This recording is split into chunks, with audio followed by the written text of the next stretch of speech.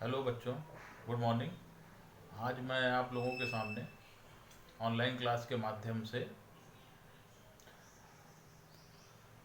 भारतीय संविदा अधिनियम सेकंड, जो कि BLLB सेकंड सेमेस्टर तथा LLB सेकंड सेमेस्टर के बच्चों के लिए निर्धारित है, सेक्शन 148 बेलमेंट उपनिदान में पढ़ाने जा रहा हूँ, जिसको बोर्ड पर मैंने परिभाषित कर दिया है।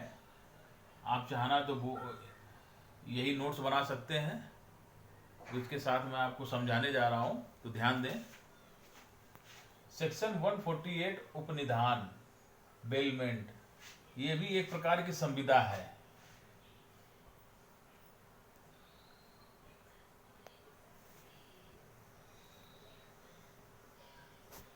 ये भी एक प्रकार की संविदा है। ये किस प्रकार की संविदा है? जहां कोई एक व्यक्ति जैसे मान लो ये किसी अन्य व्यक्ति मान लीजिए ये, जहां कोई एक व्यक्ति किसी अन्य व्यक्ति को किसी चल संपत्ति आपने पढ़ा है पिछले सेमेस्टर में भी, मूवेबल प्रॉपर्टी,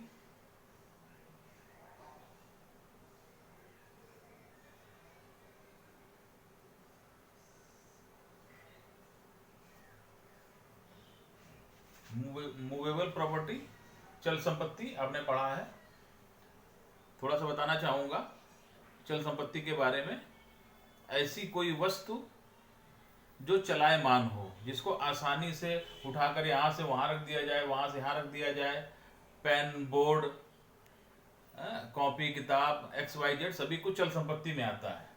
तो यहाँ भी आपको यही देखना है, जहाँ की कोई एक व्यक्ति किसी अन्य व्यक्ति को किसी चल संपत्ति का कब्जे का मतलब आप समझते ही होंगे। कब्जे का मतलब कोई हमारे अधिकारों में आ जाए,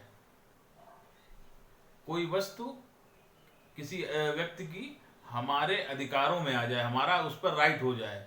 मात्र हमारे पास होने से हमारा कब्जा नहीं माना जाता है, जब तक हमारा उस पर राइट ना हो।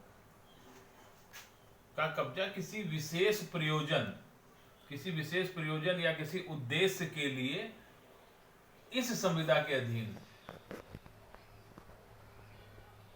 ये यहाँ पर संविदा हो रही है, किसी विशेष प्रयोजन के लिए इस संविदा के अधीन सौंपता है, यानी सौंपना आप समझ रहे हैं, न्यस्त करना या किसी व्यक्ति को दे देना। सौंपता है कि जैसे ही उस प्रयोजन की पूर्ति हो जाए, तो वही माल उसे या उसके निर्देशाधीन व्यक्ति को पुनः वापस सौंप दे। वहां इस प्रकार की संविदा उपनिधान की संविदा कहलाती है। तथा जो एक व्यक्ति और अन्य व्यक्ति होते हैं वो पक्षकार होते हैं, जिसको उपनिदाता बेलर कहा जाता है, तथा दूसरे पक्षकार को उपनीति कहा जाता है। उपनिदाता जो व्यक्ति अपनी वस्तु को अन्य व्यक्ति को सौंप रहा है, और उपनीति इसलिए हुआ क्योंकि वो प्रथम व्यक्ति से कोई वस्तु ले रहा है, अब उसमें निहित हो रही है, तो इसको उपनीति कहा जाता है। तो आप लोगों को 148 उपनिधान बेलमेंट एक संविदा है। और किस प्रकार की संविदा है? इस प्रकार की संविदा है। एग्जाम्पल से थोड़ा सा और आपको क्लियर करना चाहेंगे।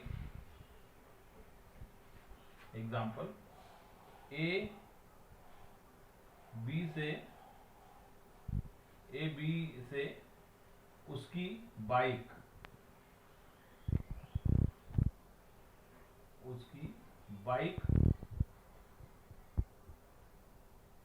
मांगता है,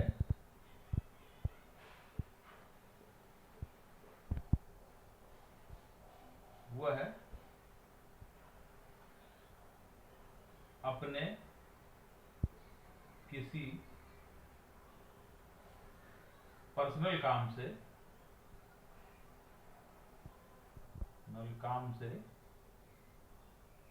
2 दिन के लिए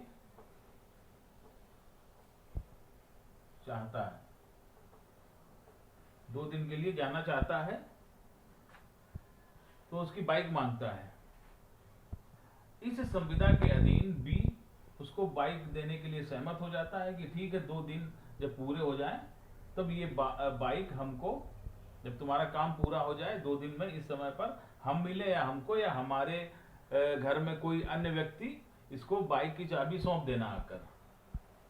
तो ये जो 2 व्यक्तियों के बीच लेन देन की संविदा है, इसको उपनिधान की संविदा कहा जाता है।